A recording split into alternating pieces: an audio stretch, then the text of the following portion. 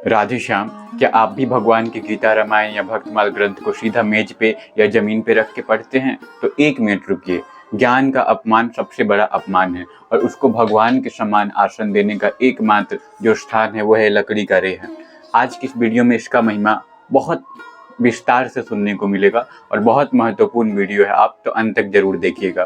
देखिए, जिस प्रकार मंदिरों में या भगवान के विग्रह को हम आसन देते हैं, उसी प्रकार जो ग्रंथ है उसको भी आसन देना बहुत जरूरी है। तो चलिए मैं इस रेहल को दिखाता हूँ और इसके बारे में कुछ जरूरी बातें आपको बताता हूँ।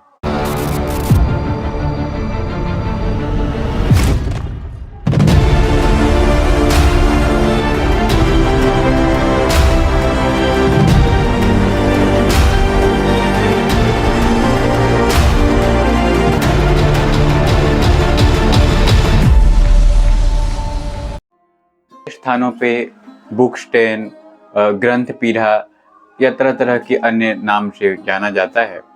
देखिए, गीता प्रेस भी भक्तमाल, रामचरितमानस, गीता आदि ग्रंथों को इस रेहल पे रख के पढ़ने के लिए गीता प्रेस भी बोलती है। अब ध्यान दीजिएगा कि पुराने जमाने में ऋषि मुनि या साधु संत जो भी थे वो इस पे रख के क्यों पढ़ते थे। सबसे पहले कि जो ग्रंथ को हम जमीन पे रख देते हैं तो पृथ्वी उसका फल मिल जाता है पढ़ने का, क्योंकि ग्रंथ में तेज है, ओज है। तो भगवान को हम आसन देते हैं, भगवान कहते हैं मेरे में और गीता में कोई अंतर नहीं, मेरा वांग में मूर्ति है। तो उसी प्रकार अगर हम ग्रंथ को आदर देंगे, इस लकड़ी के आसन पे रखेंगे, तो ये हमारे हृदय तक आ जाएगा और उससे जो हमारा आज्ञा चक्र है सीधा इस पे असर पड़ेगा, यानी सीधा शब्दों में तेज ओज हमारे अंदर आएगा और बड़ा आनंद आएगा पढ़ने में। पेज भी खराब नहीं होगा, ग्रंथ भी खराब नहीं होगा और जो जितना ग्रंथ का आदर करता है, ग्रंथ भी उसको उतना ही आदर करती है। ये लाइन है गीता प्रेस के संस्थापक सेठ जी का। और इसी कारण से आज भी गीता प्रेस में चप्पल नहीं पहना जाता और ग्रंथ को कभी भी जमीन पे नहीं रखा जाता, क्योंकि जमीन पे रखना ग्रंथ का सबसे बड़ा अपमान है। अगर ग्रंथ को हम जमीन पे रखते हैं तो ग्रंथ का जो तेज ओज है वो सब जमीन के अंदर यानी पृथ्वी के अंदर चला जाता है, हमारे पास तो आता ही नहीं है। तो इस प्रकार ये जो रेहल है इसका बड़ा विशेष महिमा है। अब बात करते हैं रेहल की 4 चमत्कारी महिमा के बारे में। देखिए, सबसे पहले तो रेहल के साथ अगर हम ग्रंथ को पढ़ते हैं तो सम्मान, एकाग्रता, शुद्धता और आयु। देखिए, शास्त्रों में लिखा है कि विद्या को सीधे जमीन पर रखकर उसका अनादर नहीं करना है, क्योंकि रेहल पर रखने से ग्रंथ की परम मर्यादा जो है वो बनी रहती है। दूसरा है एकाग्रता। जब ग्रंथ रेहल पर 45 डिग्री के कोण यानी एंगल पे झुका होता है तो हमारी आंख, गर्दन और रीढ़ की हड्डी बिल्कुल एक सीध में आ जाती है। शरीर सीधा रहता है, मन स्थिर हो जाएगा और ध्यान भी भटकेगा नहीं। तीसरा है सात्विक शुद्धता।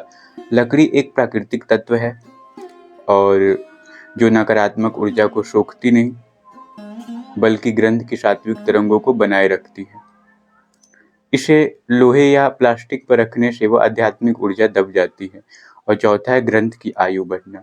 रेहल पर रखने से और उसके बाद है ग्रंथ की आयु बढ़ना। रेहल पर रखने से पन्ने जो है मुड़ते नहीं और स्याही खराब नहीं होती, जिससे पूजनीय ग्रंथ सालों साल बने रहते हैं। अब देखिए, ग्रंथ या रेहल की महिमा तो हम जान गए। अब इसके बारे में हम थोड़ा सा समझते हैं कि ये इससे लाभ तभी होगा जब हम कुछ बातों का ध्यान रखेंगे, कुछ नियम का। जैसे पहला नियम है पवित्रता का। रेहल को हमेशा साफ सफाई से पोंछ कर इस्तेमाल करना है। साफ कपड़े से पोंछ के एकदम साफ सुथरा रख के उसको इस्तेमाल करना है। दूसरा ये है कि भूल कर भी अशुद्ध या जूठे हाथ से उसको नहीं छूना है। उसके बाद ऊंचाई रेहल की हमेशा अपनी छाती के बराबर होनी चाहिए, बहुत नीचे या जमीन पे नहीं रखना चाहिए। तीसरा ये है कि दिशा का ध्यान रखना है, यानी उत्तर पूर्व की तरफ मुख होना चाहिए, तो और लाभ है। और चौथा ये है कि पाठ खत्म होने के बाद ग्रंथ बंद करके उसके ऊपर कभी मोबाइल, चाबी या कोई चीज़ नहीं रखना है।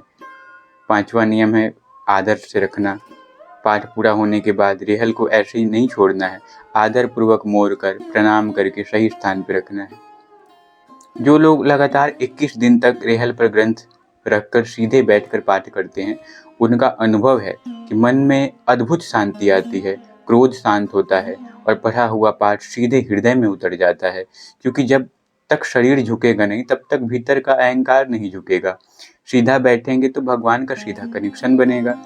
इसलिए आप भी मुझे कमेंट में सच-सच बताइए, क्या आपके घर में लकड़ी का रेहल है या नहीं? अगर है तो कमेंट में जय श्री कृष्ण ज़रूर लिखिए और सनातन धर्म के ऐसे ही गुप्त और सच्चे ज्ञान के लिए इस चैनल को अभी सब्सक्राइब कीजिए।